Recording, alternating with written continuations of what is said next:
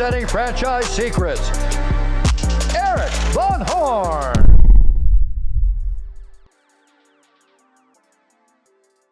If you're not a part of the Franchise Secrets Facebook group, what are you waiting for? It's franchisesecrets.com/Facebook.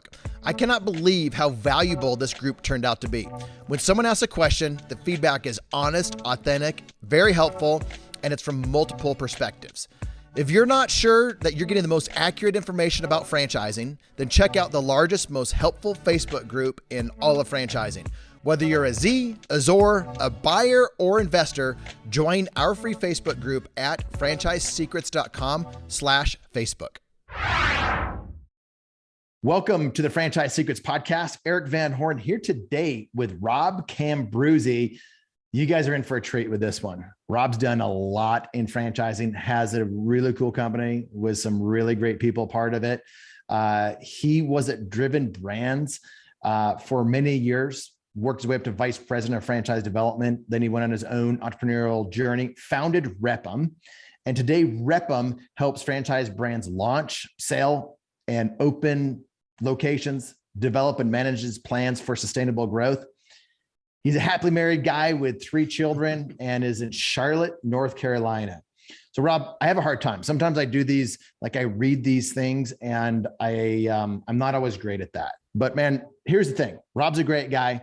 He does, he loves franchising, does things in franchising kind of in a sustainable way, like doesn't just want to blow up brands to implode. He and his company, his business partners have done so many different things in franchise. I'm excited to get into things today. So let's talk about it, man. Tell us more about your company. Tell us more about your background. You're a heck of a hype man. I appreciate it, Erik. Yeah.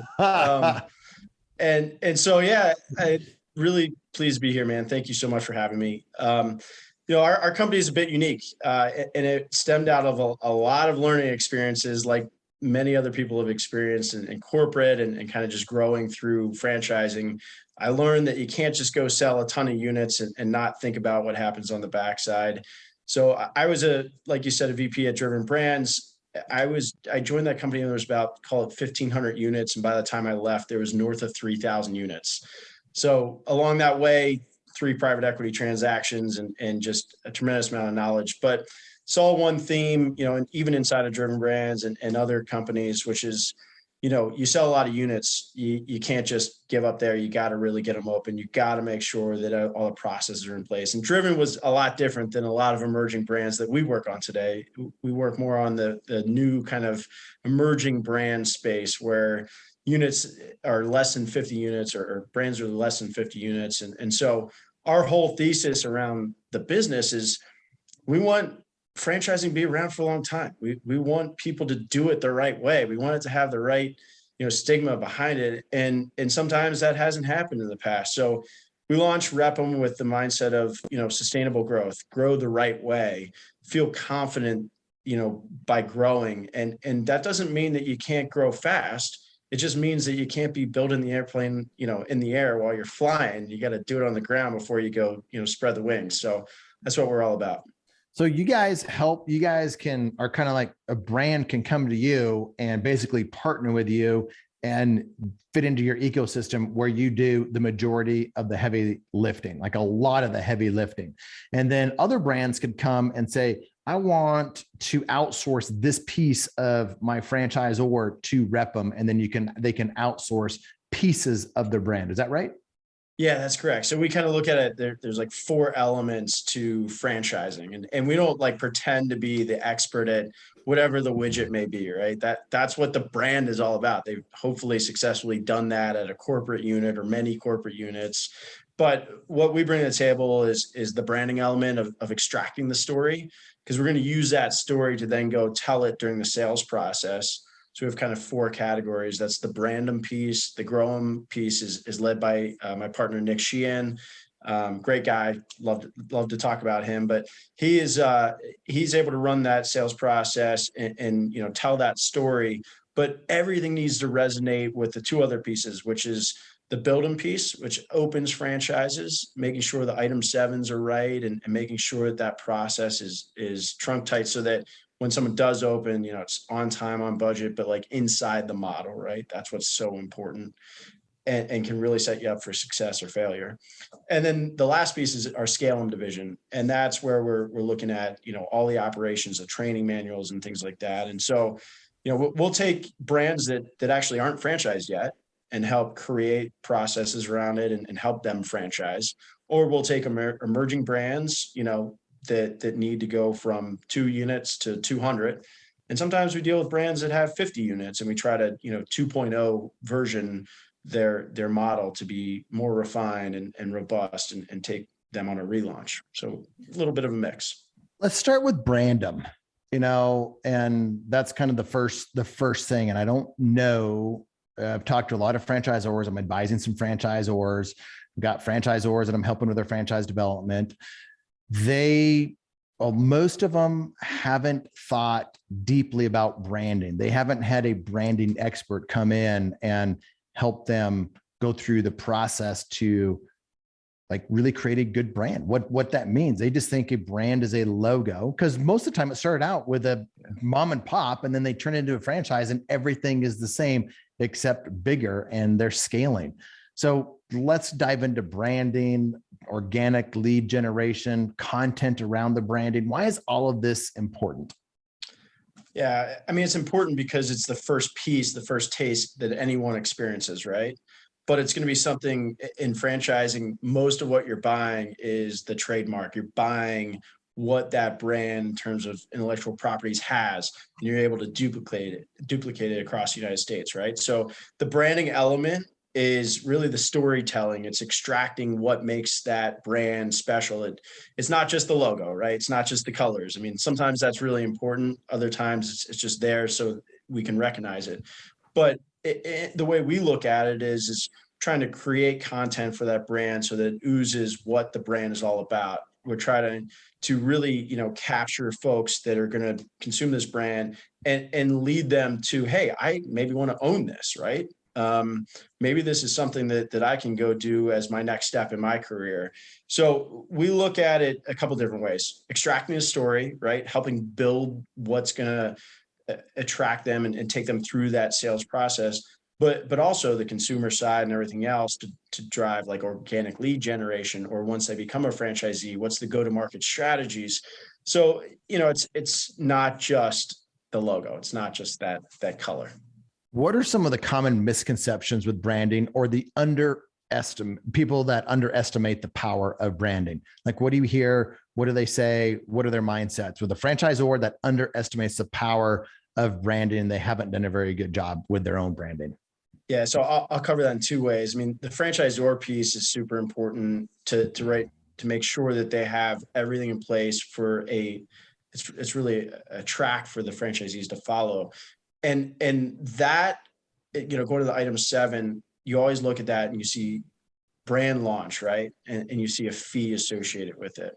I think all the time you get a lot of brands that just say, yeah, we're going to launch it and we're going to do exactly what we did in, LA or in, Sarasota, Florida. And that may not resonate across the nation on how they actually went to market and their spend and everything else. So a lot of these emerging brands don't have the right spend in the item 7 on the front end. And I would just say most franchisees tend to underinvest. They don't put enough money out there on the front end, or they don't, earmark that dollars to spend. And they should, because that is really what kickstarts your entire, J curve, hopefully.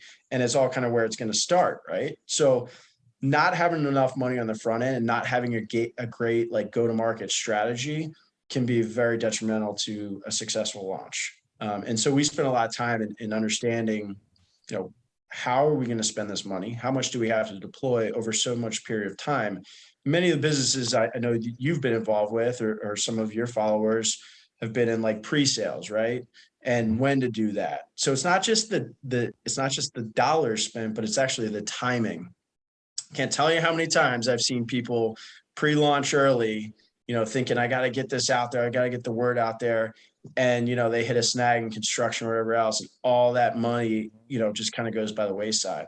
So there's this perfect blend of you got to have the right money laid out, but you got to have the right timing laid out too. And so kind of connecting all that's super important. What does a good branding exercise look like? Because I can just imagine listeners out there, they're part of a brand that may not be a great brand from a branding perspective, or they are thinking about or have started a franchise as a franchisor, and they're wondering, I wonder if I have a good brand or a not so good brand, or if I had somebody that really helped me understand branding. So what does that branding process look like? How many hours are involved? And just walk us through some of that. Because I think this is underestimated, the time, the amount of money that it takes, and the amount of effort that it takes. Yeah. I like to use aces in their places. I'm not an ace of branding. Like, let's just be clear. But what I do know is how to bring in the right people. And we've brought in guys like Gary DeJesus. He's done a lot of stuff in the industry. And we've gone through that process even with Rep'em, our company. And so that's typically, a day or two of literally locking the doors. And we've done this with all of our brands. And really gone through to the roots of like, what's the meaning? Where are we trying to go? How are we trying to portray this? What are the right fonts even, those kind of things. And so by the end of it, you have created, the super fine print, and you've created this entire evolution of like why it exists, how it should resonate, how the message should be portrayed, so that the story comes across crystal clear, not just in, a certain area, but all across the nation for everyone to kind of understand. And that's what creates a really good coast to coast brand. So it's a process. Well, it is. It's a big process. It takes time. It takes effort. And that's the point. Like, if you haven't taken the time and the effort, you don't have somebody that knows branding like Gary, all his time at P&G, understanding and getting to learn branding from them.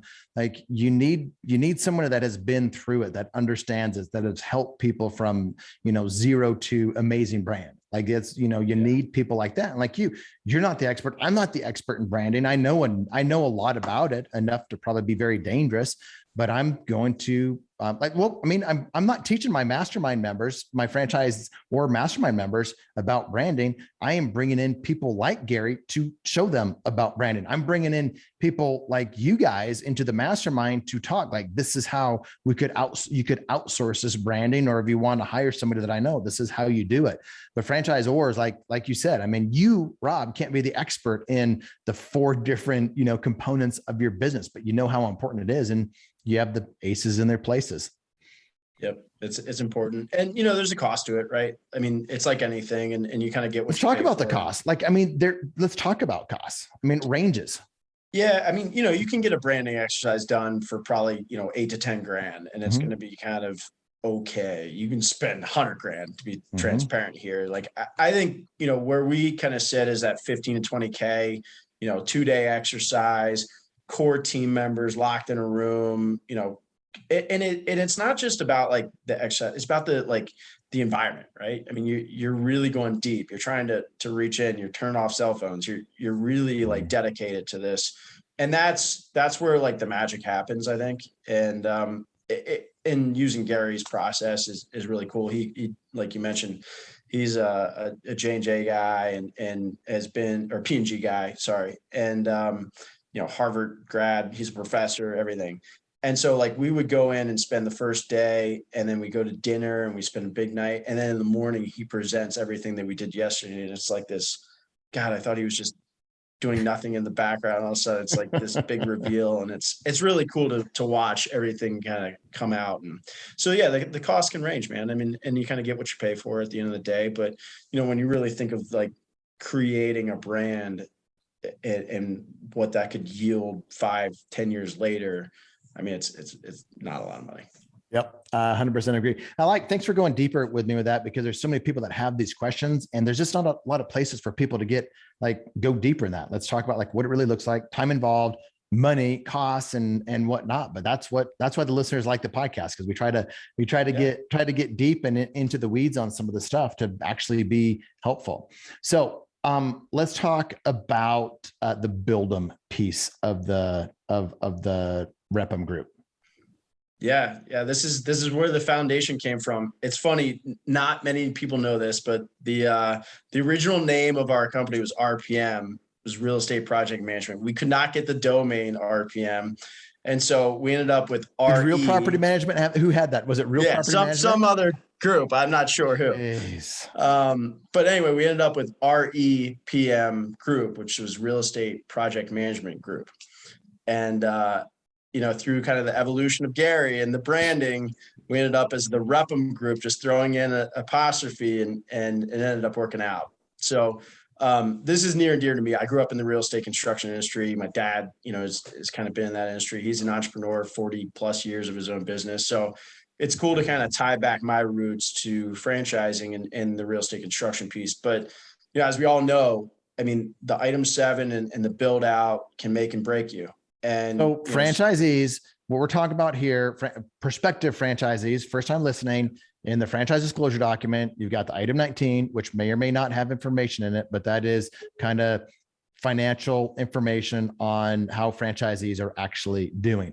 It's not always filled out. Item 7 is the estimated startup costs. And that's what we're talking about here. And so this is going to be useful for prospective franchisees, franchise buyers, franchisees that are thinking about building more, and franchisors. It's going to be a really interesting conversation as we go into the building piece and item 7. But I just wanted to preface it with that, Rob. So keep going. Yeah, sometimes I forget my audience, so please forgive me. But yeah, that piece becomes so important for the successful launch of your business, right? And a lot of things that occur post buying a franchise license, like your lease, how much you pay and where you're going to be. I mean, those are all elements of, your fixed cost structure and the unit economics of the business and how much you allocating to that. So we focus a ton of time and effort on the building piece, which really starts in our process at license sold.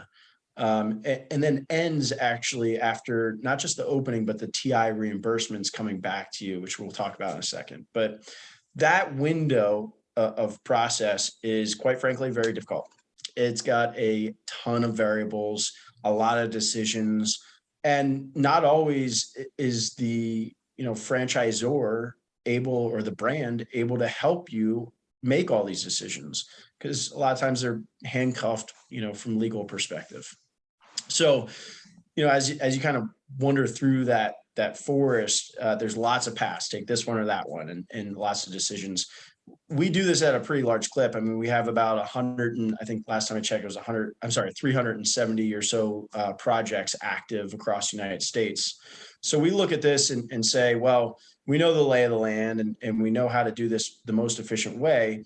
And the most efficient way is rely on aces in their places again, which is, great broker networks, great general contractors, really good architects and engineers, and everyone else in between to help get you through that process. What we do is just usher them through that process. So we coordinate with all those different groups, because there's going to be a lot involved. So that's basically what we do around it. So this is a big deal. There's a lot of different ways. Some franchisors are very active. They kind of do it all for you. Some are just like, here's a document, go find a location and go build it out. And some are kind of in the middle. So you're helping find real estate with this? Yeah, so we're not the brokers and we're not the general contractors. So we work a lot with all these different vendors, right? We're orchestrating all the brokers. We're orchestrating to make sure. So are you working with local brokers in each of these markets that are part of your network? Yeah. So we'll either work with, what we call a master broker. A master broker, for those that don't know, is kind of a nationwide group or service that spans the United States. They may have a location in your area, they may not, but they could co-broker using a local broker to help the process. And the reason why master brokers are kind of recommended is because they get to know the brand and all the specifications really well. And the local broker may not know those specifications as well. So you have them kind of overseeing part of the deal with the local knowledge as well. The other piece why you may want to use a master broker network is because they're tied in with, organizations like ICSC, which is an international shopping center, group that feed out lists that, a lot of times these listings never hit the loop nets, of the industry. So you won't be able to actually just search for these things. They're on kind of lists that you wouldn't have access to otherwise. So what's the disadvantage of a master broker or a franchisee that has to use a master broker? Yeah, well, sometimes, or I could list them out if you want. Yeah, I mean, there's a fair amount, and I think it's important to understand like the commission splits, right? If it's a real small box and the commission isn't that big, and they're splitting, a small pie, it may not be a huge priority for them, to be transparent. But if there's enough volume for them, then maybe it does work. And not all the times will master brokers use a local broker. Because if it is too thin, they're going to want to represent it themselves as much as possible. So, there's yin and yang to this. There's good and bad. But that's the point. And that's the point. It's not to point out just point out the bad, because there's plenty of good. But this is a topic that I've never really discussed. I have Jonathan coming into the mastermind and going to be talking about some of this stuff because he's a master broker. I like master brokers. I know there's advantages and disadvantages, and you guys don't just work with one. Like, how many different types of master brokers do you guys work with? A lot. To be transparent, there's a handful. And what we try to do is kind of pick a primary and then a secondary for the brand, because sometimes they get too busy or sometimes they just don't gel with the franchisee. But having that backup's always important. But one thing that I do try to push more so than others is we like them to be more on just the tenant rep side. So those who don't know, brokers can represent the landlord and the franchisee that they're searching for. So it may kind of steer them to a double commission or to their own listings. So, the groups like CB and JLL and the big ones out there, they have great services. I don't want to steer you away from them, but, sometimes they have their own kind of listings that they may want to push on. And so we try to find just tenant rep side as much as possible. Let me go off on a tangent on this topic. So we got master brokers, and we got people like me, probably a franchisor's worst nightmare, know a fair amount about commercial real estate. I'm the guy that says, you have a master broker, that's the stupidest thing you've ever done, franchisor. And then I go and I've worked with master brokers. They've been good. I've also worked with my own brokers. I want to go find them.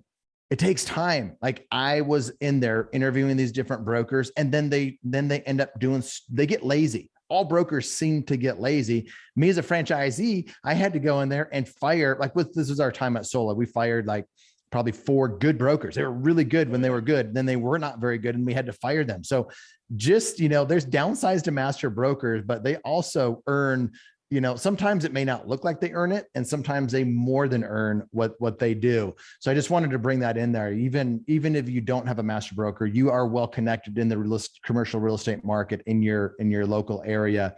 Real estate's a frustrating thing, period. And I had to go through and I had to fire. They would only last a year or two, and then they had to get replaced with somebody new and fresh. So anyway, there's no magic bullet for real estate and brokers. Would you agree? Or construction, for that matter. I think I started this whole process off saying, and I do this at Discovery Days, I'm like, listen, if you're going to buy a franchise and you haven't done this before, I just want to tell you it sucks. I mean, flat out. Let's just get this out of the table, right? It's not a great process.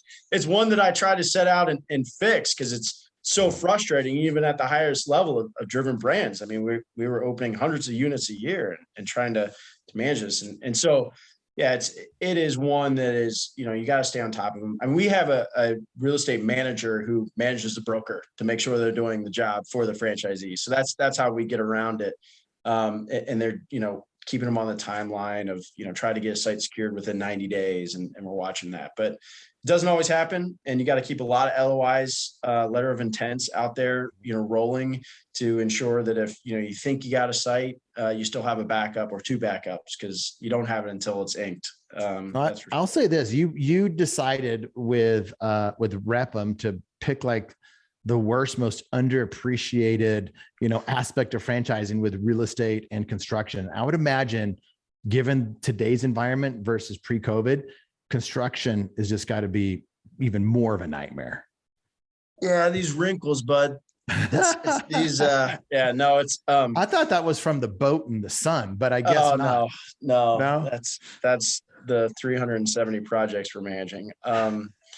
So honestly, it is very difficult because the amount of variables, right? And there's variables that you can control, and then there's variables you just really have to pray about. And the work environment of hiring good labor. I mean, gosh, I can't imagine you haven't already had that topic on here. And so, that's an issue for general contractors right now, and getting them to show up and getting them to give you the time of the day.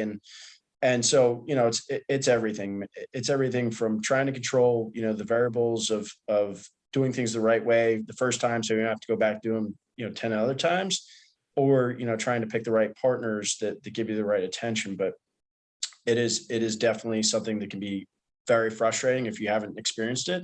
And just, again, aces in their places, like find the right services to help you through it, because it is so important for your launch, your successful launch of your business. So that's why we try to cover it. It's something that we spend a ton of time on. I'll be frank, that business doesn't make much money. But what it really does, and it's often unappreciated, but it normally gets them open, inside the model.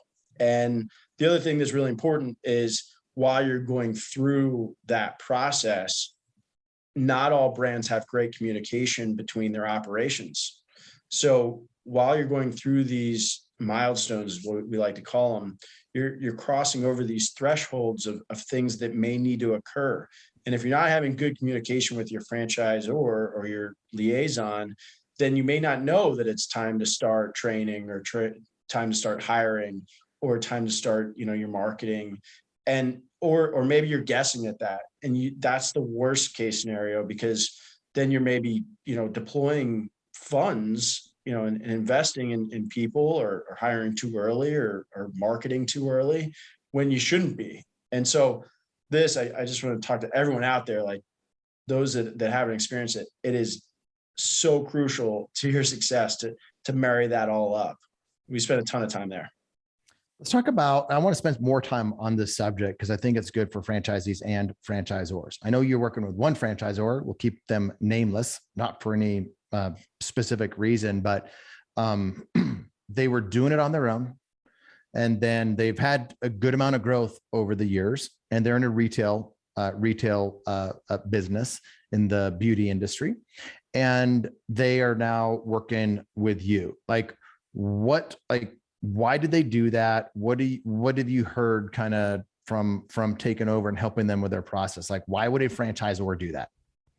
Yeah, I mean, there's a couple different reasons. One is, I mentioned it before, the legal aspects of the franchisor relationship can get dicey. And if the franchisor is really doing this for you, they're opening themselves up. So most of them don't want to do that, right? Mm-hmm. Or they do want to do it, but they can't, because they can't cross that line. And so that's where we bridge that gap, right? And so we help not only, orchestrate the process, but give a lot of advice that a franchisor could maybe get in trouble for giving. And so that's one element on why. The other is, most of these brands don't have the volume that we're experiencing, because we're taking, 10 brands, 15 brands and doing this volume. So they get the benefit of, working with, cost indexing, understand what it's going to cost to go somewhere when they haven't gone there before. Because we have similar brands that have opened there last month, or, we've done a project right down the street, or same shopping center sometimes. And then that also, the accumulation of multiple projects in an area with leveraging of resources and procurement and things like that. So we try to take all that off their plate, allow them to actually focus more time on operations, which is, let's be honest, like most brands out there, they know their widget. They don't know real estate construction that well. Aces in their places. It's a theme today, man. It is. I like it. I was talking to Gary Finley earlier, and same thing. He didn't say aces in their places. He had a little bit more rednecky of a way of saying it. But he's a good guy. I like Gary. Yeah, he's a good guy. He was just on a pretty good TV show recently. Yeah, well, Undercover Boss. We had a good conversation around that. He said it was legit. He's like, he never got coached or trained or what to do or how to say anything. It was like, it was what it was. So yeah, we'll see you on Undercover Boss one of these days. I'm sure of it. I don't know. We'll see. All right. So so what's the big benefit from another benefit from the franchisee's perspective? So what are they going to do if the franchisor is not working with Build 'em? What does their life look like working with a GC? Yeah, I think it's really important to understand most brokers and general contractors, they don't have your back because they don't think they have a lot more of projects with you in the future. So, trust but verify is probably the best thing to do. With general contractors, oftentimes you need to make sure that you have very clear terms spelled out. Most of the time you'll use what's called an AIA agreement. And there's different forms of AIA. But what it is, an industry standard agreement. I would request this from your general contractor, and it really spells out, the basic information that needs to be said in the contract to ensure that you're going to get X by paying Y, and this is how you guys start, this is how you end, and this is, the final product. The end piece can be very tricky because, everyone's so focused on getting your CO and getting open, right? But a lot of times you have TI dollars out there, tenant improvement dollars. This is the money, for those that don't know, this is the money a landlord may, give you for improving the space, but it typically doesn't come back to you. Sometimes it does, but most time it comes back to you after you've paid a month or two of rent and after your general contractor's done. But in order to get that, you have to get lien waivers, which is waivers from all of the, folks that worked on the project. Sounds so easy. You just get lien waivers. It's super easy. Yeah, no, it's not. But that for a lot of people is like their additional working capital, right? It could be a lot of money, $25, $30 a foot sometimes. It coming back to you, and you've already shelled out this money. So you have to pay the general contractor, and then you get these lien waivers back. You may want to hold some retention. We do that, like 10% retention on it, just to make sure that we have something, And you have to do that before the project starts. You have to work that out, the retention. Yeah, it's got to be figured out in the front end, right? So it's like anything, get someone that knows the lay of the land, or ensure that you got a good attorney at times, that they normally have done this before. Sometimes architects provide these services as well. So, just seek a professional out. That's my. But nobody's in a hurry. At that point, your landlord's not in a hurry to give you $100,000 or $200,000. That's the last thing that they want to do. So they're going to delay everything.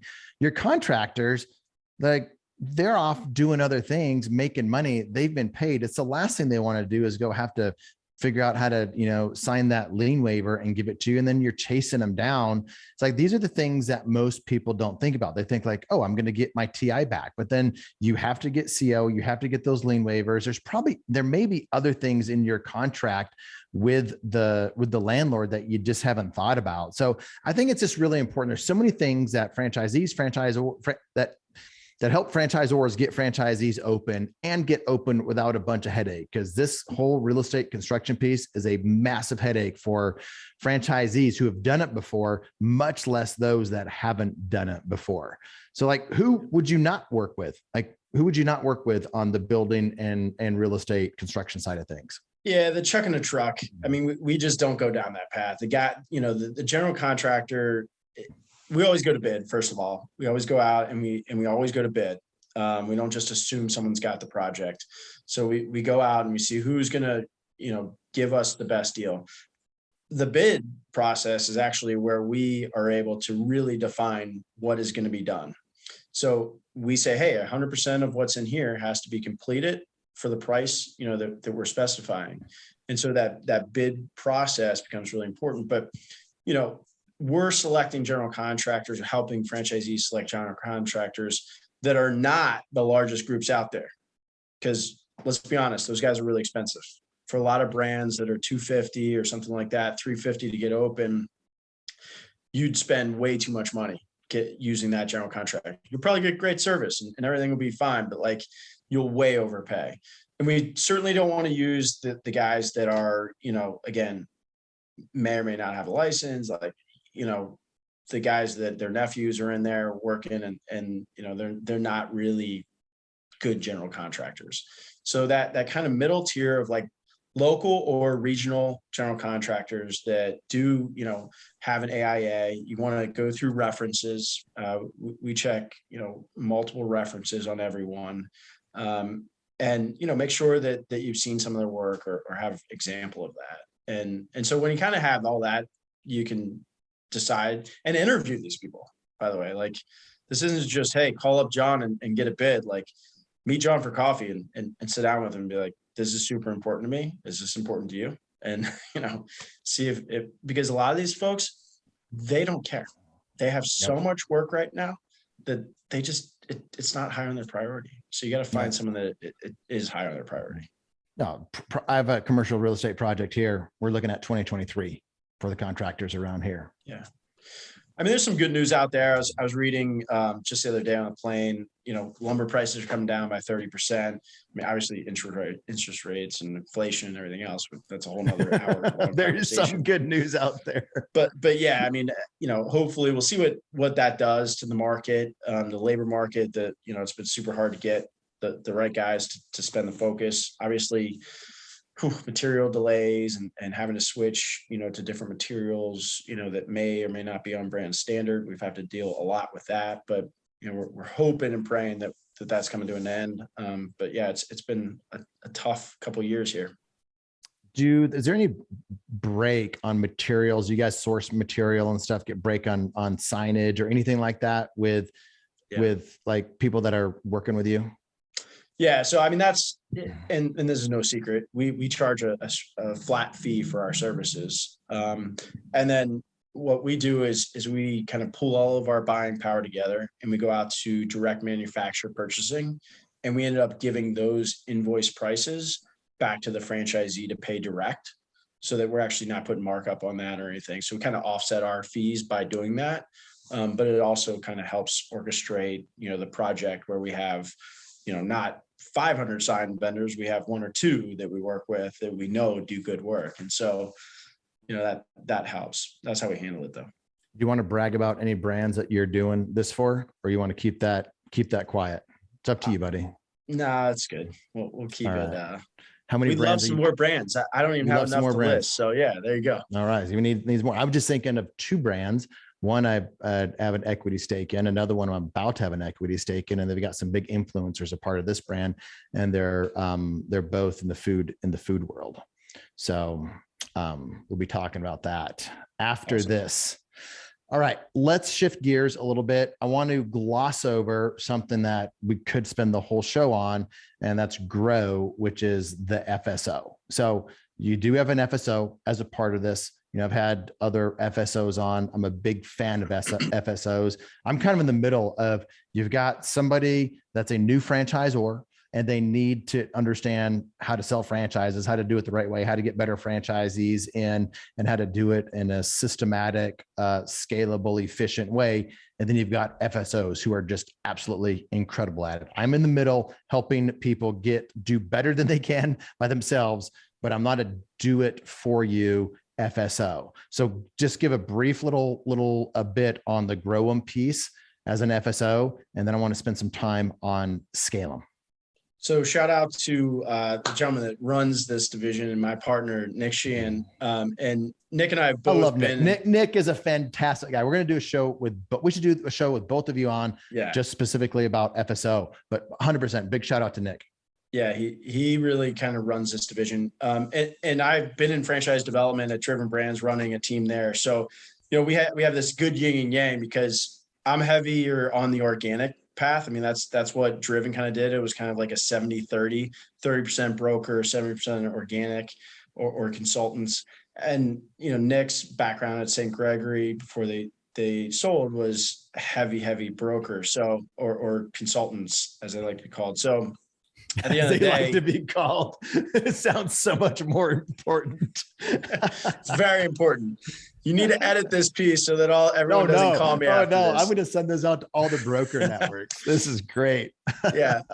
So, and I know you know that world, Eric. But at the end of the day, we try to blend that and try to get that 80-20 or 70-30 kind of mix. But we are heavier on the broker side. And, just like anything, it's all about process. It's all about reputation. And it's all about your team. Your team has to deliver. You have to be spot on with the, systems, with the process. We run there's 6 steps in our sales process that we run, and we have 15 plus members running this for really only 5 brands that we sell for right now. But I think the last, call it 4 or 5 months in a row, we've been north of 50 or 60 licenses sold per month on those brands, and it's a testament to the team, right, and the process. What's your differentiator as an FSO?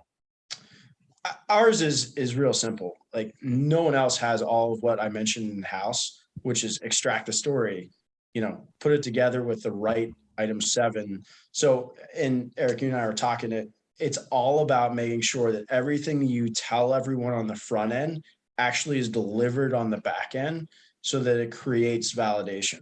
Like, if there's one thing I strive for in my life, it's validation. If you have validation in business, you are successful, because you can continue your growth. You know that you have something that works, and people say that it works, and that just snowballs it, right? Yep. So that's what we strive for. I'll say this about FSOs. I like your answer to differentiation, and that's not a knock on any other FSO, because I know Rob and Nick and myself know all the other FSOs, and all 3 of us are friends with all the other FSOs. No doubt. They all have their competitive advantages. Yeah. I'd say the other competitive advantage is like the operational side. Again, in-house with Rep'em, but we have some folks on the team, like our other partner, Jason Ryan. He was a president of Mako, ran a 600 unit chain, $600 million P&L, has been there, kind of at the top and understands that. Rebecca Horowitz, another really, really great operator, VP of a 900 unit chain, has also been on the franchisee side of a multi-unit operator. And Brian Ramonzo, our general counsel. I mean, the list goes on, and the theme is like, you got to have the right team. The right team has the right experience and can accelerate in a very confident way the growth of any brand if you plug it in. And that's what we're bringing to the table, is like, we don't know the widget, right? We'll learn the widget, whatever the widget may be for the brand that's selling, but we know franchising inside and out, and we cover those 4 elements that is kind of like the global perspective of what franchise is, and bring that to the brand. And that's what our biggest differentiator is, I think, if I were to re-answer your question. I love it. And I do know that we need to call brokers consultants, not call consultants brokers, because that's a big no. I learned that from you just now. Yeah. All right. Scaling ops. Let's talk about that. I've got so many things I could say. I'm thinking about titling this thing. But we've got like 4 minutes left. Scaling operations, like boring stuff, but most people do a pretty poor job at it. Yeah. And this is like the airplane in the air thing, right? So when we onboard a new brand, Scale 'em takes over, and they actually spend a ton of time in due diligence. Like, let's look at a couple key areas. The training program for franchisees, right? All of the KPI managements for the business, all of what's called the SOPs, standard operating procedures, right? These are all things that may be kind of obvious to the franchise or who's launching their brand or may have launched a brand, but like, it's a total different language when you're taking what you're doing in your corporate store and relate it to what someone else is going to do in their franchise store. And that is like, it's almost like rewriting the book a bit. So a lot of what we're doing there is just really ensuring that everything translates really well, and ensuring that, and inevitably there's going to be gaps, right? When we first get involved in any brand, whether it's 50 units or whatever, but identifying those gaps and trying to create bridges with, the right, materials, the right resources, the right technology, oftentimes the right people, that's a lot of it as well. So it's kind of a combination of what we do on the Scale 'em side to ensure that when we go pile, 200 units in 6 months on a brand, it can support it. It's got that solid foundation. It's ready to go. I love helping people. The podcast is the first way to help people. It's free. The other thing about the podcast, people that want to go deeper with some of the guests can, reach out to rep them, to work with them on the growing piece, the scaling piece, or what the branding or whatever it is, or join the mastermind. I think we'll have Rob and his team, your team members who are experts in these different things, go over all 4 of these things in different sessions, troubleshooting and giving really good advice to some of the brands that are in the Franchisor mastermind. So, Rob, thank you for everything that you do for the franchise community. I mean, it's fun getting to hang out with you. It's fun beating you. I think the last time we saw each other, we were racing around the track there in Charlotte. And if I recall, I had the track record that day. I don't know if you've been able to beat that at all, but I haven't. I was out there with my kids a couple of weeks ago. I was thinking about the same thing, but no, listen, man, I really appreciate it. And I just echo, I love to help people. So, Erik, if people reach out to you, don't hesitate to feed them over. And people are all different stages. We just want franchising to continue in the right way, right? Like we spoke about in the beginning. So that's it. Thanks again, man. All right, brother. Thank you. Thanks for listening to this episode of the Franchise Secrets Podcast. Whether you're watching or listening, please make sure to subscribe to my YouTube channel and to whatever channel you're listening on. If you want my help with anything from buying a franchise to franchising your business, please visit franchisesecrets.com.